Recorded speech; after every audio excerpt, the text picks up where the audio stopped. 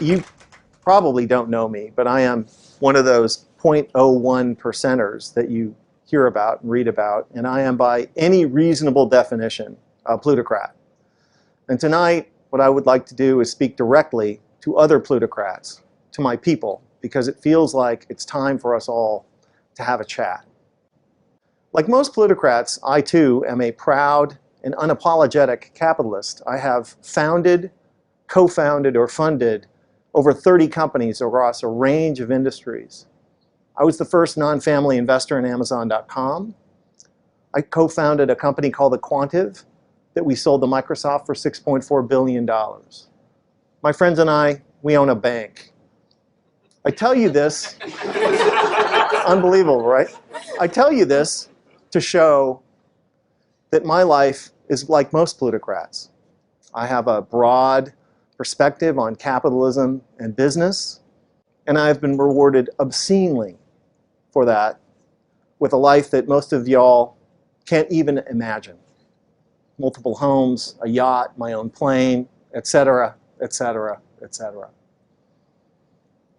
But let's be honest, I am not the smartest person you've ever met. I am certainly not the hardest working. I was a mediocre student. I'm not technical at all. I can't write a word of code. Truly, my success is the consequence of spectacular luck, of birth, of circumstance, and of timing. But I am actually pretty good at a couple of things. One, I have an unusually high tolerance for risk. And the other is, I have a good sense, a good intuition about what will happen in the future. And I think that that intuition about the future is the essence of good entrepreneurship. So what do I see in our future today, you ask? I see pitchforks, as in angry mobs with pitchforks. Because people like us plutocrats, because while people like us plutocrats are living beyond the dreams of avarice, the other 99% of our fellow citizens are falling farther and farther behind. In 1980, the top 1% of Americans shared about 8% of national wealth, while the bottom 50% of Americans shared 18%.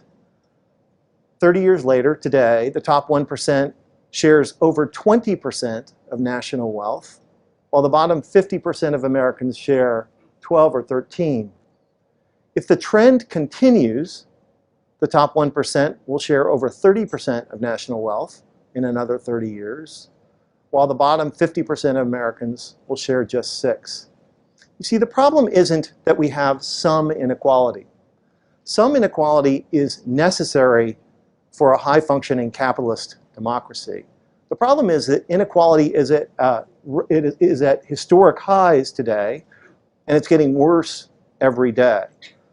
And if wealth, power, and income continue to concentrate at the very tippy top, our society will change from a capitalist democracy to a neo-feudalist rentier society like 18th century France.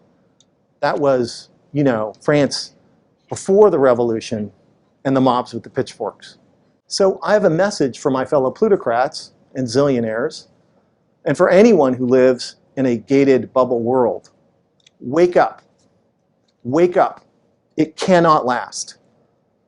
Because if we do not do something to fix the glaring economic inequities in our society, the pitchforks will come for us. For no free and open society can long sustain this kind of rising economic inequality. It has never happened. There are no examples. You show me a highly unequal society and I will show you a police state or an uprising. The pitchforks will come for us if we do not address this. It's not a matter of if, it's when. And it will be terrible when they come for everyone, but particularly for people like us plutocrats. I know I must sound like some liberal do-gooder. I'm not. I'm not making a moral argument that economic inequality is wrong. What I'm arguing is that rising economic inequality is stupid and ultimately self-defeating. Rising inequality doesn't just increase our risks from pitchforks, but it's also terrible for business too. So the model for us rich guys should be Henry Ford. When Ford famously introduced the $5 a day, which was twice the prevailing wage at the time, he didn't just increase the productivity of his factories.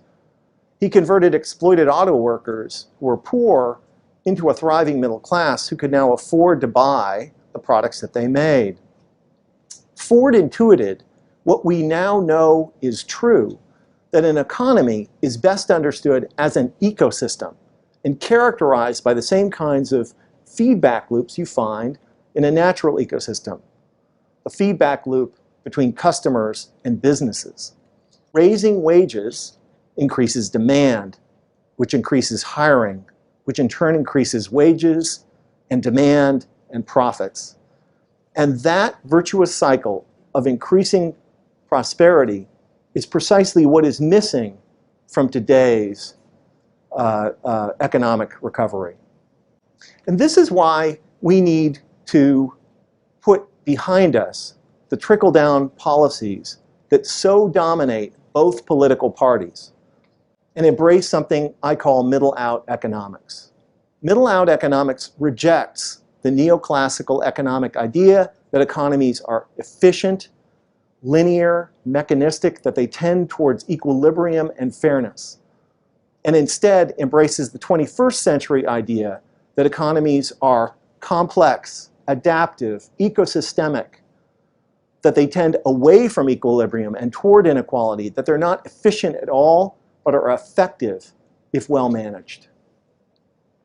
This 21st century perspective allows you to clearly see that capitalism does not work by effectively allocating existing resources. It works by effectively creating new solutions to human problems. The genius of capitalism is that it is an evolutionary solution-finding system. It rewards people for solving other people's problems. The difference between a poor society and a rich society, obviously, is the degree to which that society has generated solutions in the form of products for its citizens. The sum of the solutions that we have in our society really is our prosperity, and this explains why companies like Google and Amazon and Microsoft and Apple and the entrepreneurs who created those companies have contributed so much to our nation's prosperity. This 21st century perspective also makes clear that what we think of as economic growth is best understood as the rate at which we solve problems. But that rate is totally dependent upon how many problem solvers, diverse, able problem solvers we have, and thus how many of our fellow citizens actively participate, both as entrepreneurs who can offer solutions and as customers who consume them. But this maximizing participation thing doesn't happen by accident. It doesn't happen by itself. It requires effort and investment, which is why all highly prosperous capitalist democracies are characterized by massive investments in the middle class and the infrastructure that they depend on. We plutocrats need to get this trickle-down economics thing behind us. This idea that the better we do, the better everyone else will do. It's not true. How could it be? I earn 1,000 times the median wage, but I do not buy 1,000 times as much stuff, do I? I actually bought 2 pairs of these pants, what my partner Mike calls my manager pants. I could have bought 2,000 pairs, but what would I do with them? How many haircuts can I get? How often can I go out to dinner? No matter how wealthy a few plutocrats get, we can never drive a great national economy. Only a thriving middle class can do that. There's nothing to be done, my plutocrat friends might say. Henry Ford was in a different time. Maybe we can't do some things. Maybe we can do some things. On June 19th, 2013, Bloomberg published an article I wrote called "The Capitalist Case for a $15 Minimum Wage." The good people at Forbes magazine, among my biggest admirers, called it Nick Hanauer's near insane proposal. And yet, just 350 days after that article was published, Seattle's Mayor Ed Murray signed into law an ordinance raising the minimum wage in Seattle to $15 an hour, more than double what the prevailing federal $7.25 rate is. How did this happen? Reasonable people might ask. It happened because a group of us reminded the middle class that they are the source of growth and prosperity in capitalist economies. We reminded them that when workers have more money, businesses have more customers and need more employees. We reminded them that when businesses pay workers a living wage, taxpayers are relieved of the burden of funding the poverty programs like food stamps and medical assistance and rent assistance that those workers need. We reminded them that low-wage workers make terrible taxpayers, and that when you raise the minimum wage for all businesses benefit, yet all can compete. Now, the orthodox reaction, of course, is raising the minimum wage costs jobs, right? Your politicians always echoing that trickle-down idea by saying things like, well, if you raise the price of employment, guess what happens? You get less of it. Are you sure? Because there's some contravening evidence. Since 1980, the wages of CEOs in our country have gone from about 30 times the median wage to 500 times.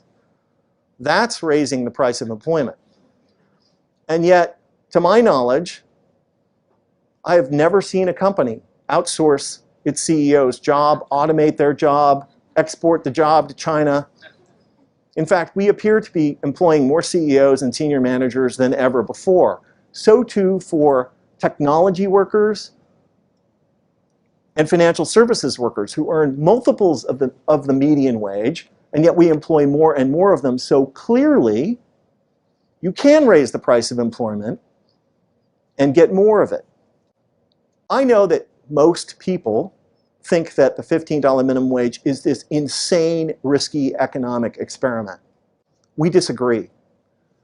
We believe that the $15 minimum wage in Seattle is actually the continuation of a logical economic policy that is allowing our city to kick your city's ass. Because you see, Washington State already has the highest minimum wage of any state in the nation. We pay all workers $9.32, which is almost 30% more than the federal minimum of $7.25, but crucially, 427% more than the federal tipped minimum of $2.13. If trickle-down thinkers were right, then Washington State should have massive unemployment. Seattle should be sliding into the ocean. And yet, Seattle is the fastest growing big city in the country. Washington State is generating small business jobs at a higher rate than any other major state in the nation. The restaurant business in Seattle, booming. Why? Because the fundamental law of capitalism is when workers have more money, businesses have more customers and need more workers. When restaurants pay restaurant workers enough so that even they can afford to eat in restaurants, that's not bad for the restaurant business. That's good for it, despite what some restaurateurs may tell you. Is it more complicated than I'm making out? Of course it is. There are a lot of dynamics at play. But can we please stop insisting that if low-wage workers earn a little bit more, unemployment will skyrocket and the economy will collapse? There is no evidence for it. The most insidious thing about trickle-down economics is not the claim that if the rich get richer, everyone is better off. It is the claim made by those who oppose any increase in the minimum wage that if the poor get richer, that will be bad for the economy. This is nonsense. So can we please dispense with this rhetoric that says that rich guys like me and my plutocrats friends made our country. We plutocrats know, even if we don't like to admit it in public, that if we had been born somewhere else, not here in the United States, we might very well be just some dude standing barefoot by the side of a dirt road selling fruit.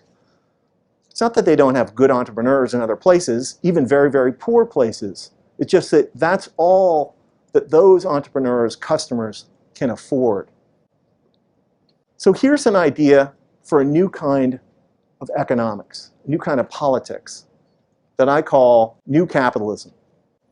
Let's acknowledge that capitalism beats the alternatives, but also that the more people we include, both as entrepreneurs and as customers, the better it works. Let's by all means shrink the size of government, but not by slashing the poverty programs, but by ensuring that workers are paid enough so that they actually don't need those programs. Let's invest enough in the middle class to make our economy fairer and more inclusive, and by fairer, more truly competitive. And by more truly competitive, more able to generate the solutions to human problems that are the true drivers of growth and prosperity.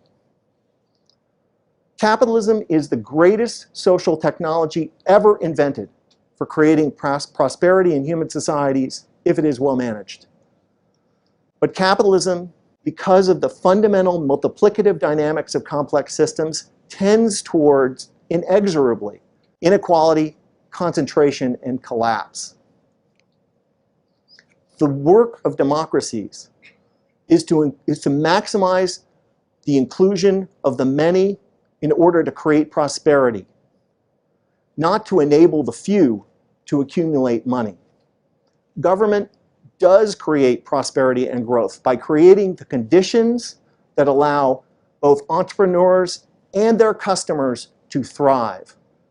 Balancing the power of capitalists like me and workers isn't bad for capitalism, it's essential to it. Programs like a reasonable minimum wage, affordable health care, paid sick leave, and the progressive taxation necessary to pay for the important infrastructure necessary to the middle class, like education, R&D. These are indispensable tools shrewd capitalists should embrace to drive growth, because no one benefits from it like us. Many economists would have you believe that their field is an objective science. I disagree. And I think that it is equally a tool that humans use to enforce and encode our social and moral preferences and prejudices about status and power. Which is why plutocrats like me have always needed to find persuasive stories to tell everyone else about why our relative positions are morally righteous and good for everyone. Like, we are indispensable, the job creators, and you are not. Like, tax cuts for us create growth, but investments in you will balloon our debt and bankrupt our great country. That we matter, that you don't. For thousands of years, these stories were called divine right. Today, we have trickle-down economics. How obviously, transparently self-serving all of this is. We plutocrats need to see that the United States of America made us, not the other way around. That a thriving middle class is the source of prosperity in capitalist economies, not a consequence of it. And we should never forget that even the best of us, in the worst of circumstances, are barefoot by the side of a dirt road selling fruit. Fellow plutocrats, I think it may be time for us to recommit to our country, to commit to a new kind of capitalism which is both more inclusive and more effective. A capitalism that will ensure that America's economy remains the most dynamic and prosperous in the world. Let's secure the future for ourselves, our children, and their children. Or alternatively, we could do nothing. Hide in our gated communities and private schools, enjoy our planes and yachts. They're fun. And wait for the pitchforks. Thank you.